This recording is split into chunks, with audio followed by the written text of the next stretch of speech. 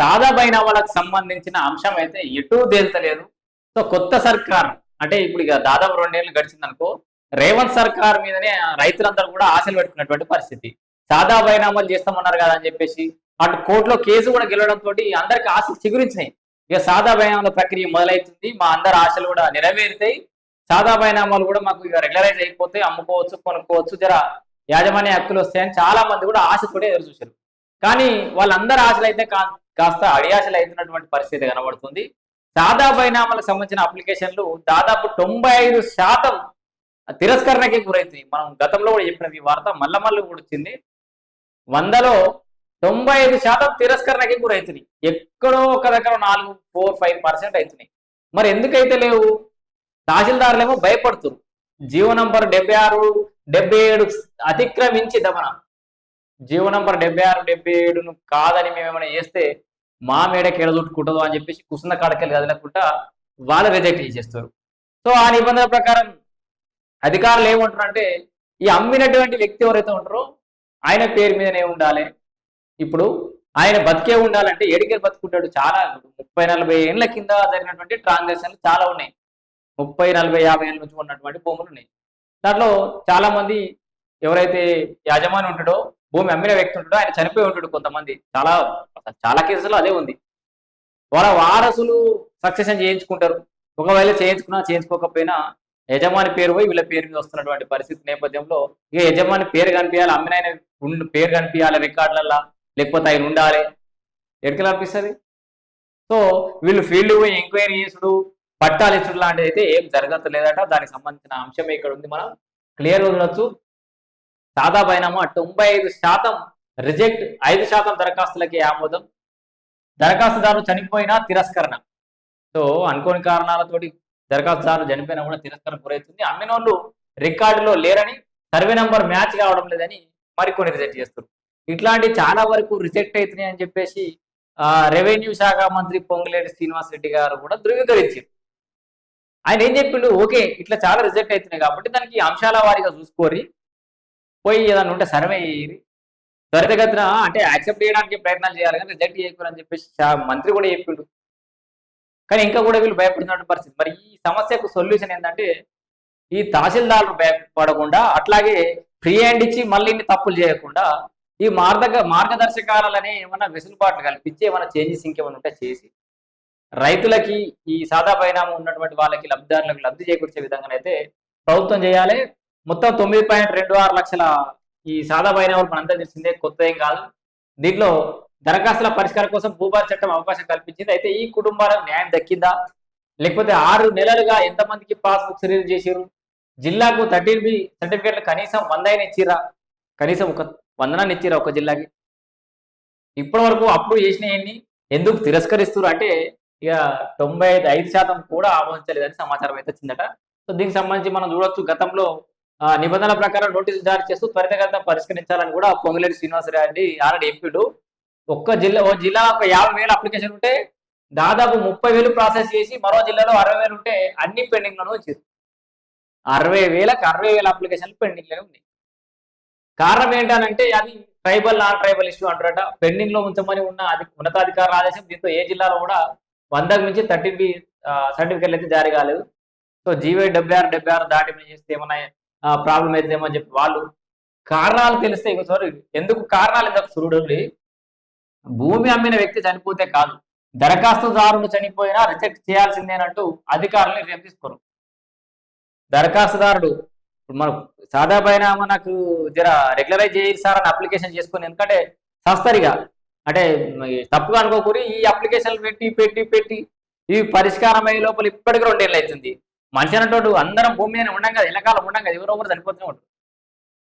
దరఖాస్తు పెట్టుకున్న వ్యక్తులు కూడా సరిపోతున్నటువంటి సందర్భాలు వచ్చినాయి. అవి కూడా రిజెక్ట్ చేయమని చెప్పారట. ఇప్పుడు పొసెషన్ లో ఉన్న భూమిని అమ్మిన వ్యక్తి ఫ్యామిలీకి కట్టబెట్టే ప్రయత్నాల్లో రెవెన్యూ అధికారులు ఉన్నారు.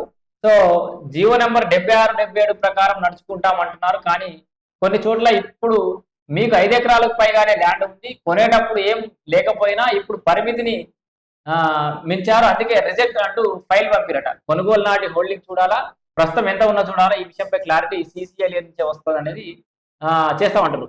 సో వాస్తవానికి కొనే టైంకు 5 ఎకరాలు ఉందా లేదా అనేది జనరల్ గా తెలుసు కదా. ఇప్పుడు మళ్ళీ మీకు అది అంతా చెప్పాల్సిన అవసరం లేదు. కొత్త వాళ్ళు ఎవరైనా ఉంటే సాదా బైనామా భూమి కొనుగోలు సమయానికి మీ దగ్గర 5 ఎకరాలకు మించి ఉండద్దు, అది 5 ఎకరాలు ఉండాలి. అంతకు మించి భూమి వాళ్ళకి రెగ్యులరైజ్ చేయరు.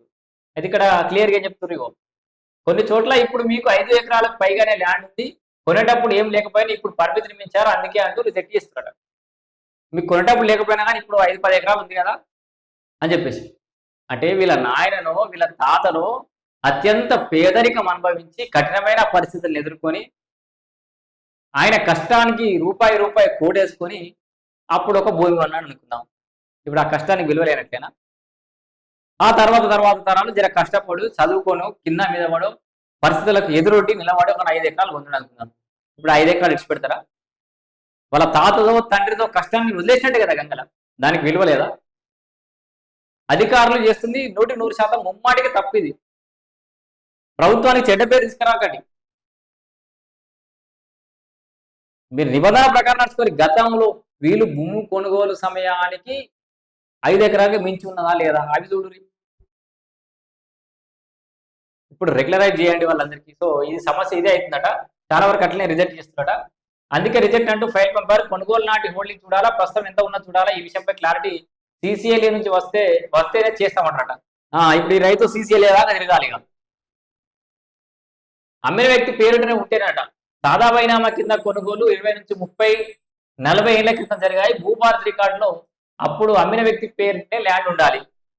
ఇప్పుడు సో అలా ఉంటేనే చేస్తాం, లేదంటే చేయలేమంటూ 50% దరఖాస్తులు రిజెక్ట్ అయ్యాయి. నిజానికి అప్పుడెప్పుడూ అమ్మిన వాళ్ళు వృద్ధులై చనిపోయిన వాళ్ళ వారి సంఖ్యనే అధికంగా ఉంటుంది. 30-40 ఏళ్ల కింద అంటే జనరల్ గా బుద్ధి తెలిసినాకనో, ఓ 25 ఏళ్ళు వచ్చినాకనో, 30 ఏళ్ళు వచ్చినాకనో మనిషి భూమి కొని ఉంటాడు. దాని తర్వాత 30-40 ఏళ్ళు అయింది. ఇవాళ భక్తులు అయ్యాలి రేపు 60-70 ఏళ్ళు చచ్చిపోరా? సో వారి మరణం తర్వాత వారసులు విరాసత్ చేసుకోవడం పరిపాటి. అయితే అమ్మేసిన భూమి మిగిలిన భూమిని కొడుకుల పేరిట చేయించుకోవడం లేదా ఆటోమేటిక్ గా అప్పుడు ఉన్న VROలు తీసేసారు. అయితే ఇన్నేళ్ల తర్వాత దరఖాస్తులు అమ్మేసిన వ్యక్తి పేరు మిస్ మ్యాచ్ అంటూ తిరస్కరిస్తారు. అట్లాగే వారసుల పేరిట ఉన్న భూమి అని గుర్తించే వ్యవస్థనే లేదా? గ్రామంలో ఎవరిని విచారించినా సమాచారం లభిస్తుంది, కానీ తహసీల్దార్ ఆర్డీఓలకు మాత్రం భూ వివారతి రికార్డులో ఉన్న పేరే ప్రామాణికం అంటారు. ఇక మీరు భూభారితే పట్టుకుని కూర్చోరా అనే ఫ్యాన్ల కింద లైట్ల కింద. గ్రౌండ్ లో పోతే తెలుస్తుంది కదా, గ్రామాలలో పోతే తెలుస్తుంది కదా. సర్వే నంబర్ తిరగాలి, పొలాల పంట జాగ్రత్త పడ్డ తిరుగుని. ఈ గట్టుకి ఉన్నారు, ఆ గట్టుకి ఉన్నారు, ఈ గట్టుకి ఉన్నారు, ఊళ్ళో పోయి అరుచుకున్నా తెలుస్తుంది. గ్రామ పంచాయతీ కాడ నోటీస్ అతికేరు కావాలంటే.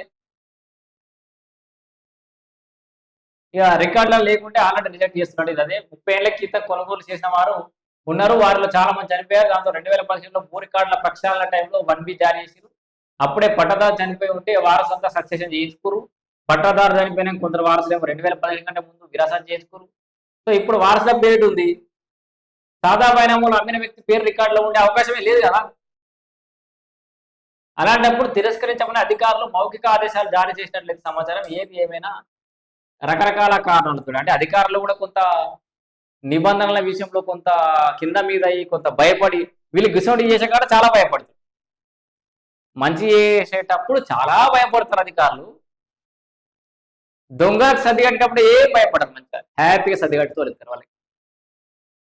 సో అధికారులు ఎప్పటికైనా దయచేసి ఈ సాదా బైనామాల మీద మీరు ఒకటే రకంగా ఎంతసేపు రిజెక్ట్ చేయాలనే ఆలోచనతోటి కాకుండా దీన్ని ఏ విధంగా యాక్సెప్ట్ చేయొచ్చు, ఏ కారణాలు ఉన్నాయని కొంత టైం స్పెండ్ చేయాలి ఆ ఫైల్ మీద.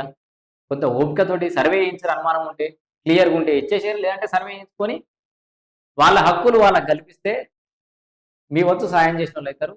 ఆ 9 లక్షల దరఖాస్తు పైచిన దరఖాస్తులు ఎప్పుడో కేసీఆర్ బాబు ఉన్నప్పుడు తీసుకున్నాడు. అవి ఆయన నానబెట్టి ఈడదాకా ఇచ్చిండు. ఇప్పుడు వీళ్ళు 2 నెలలకు నానబెడుతున్నటువంటి పరిస్థితి.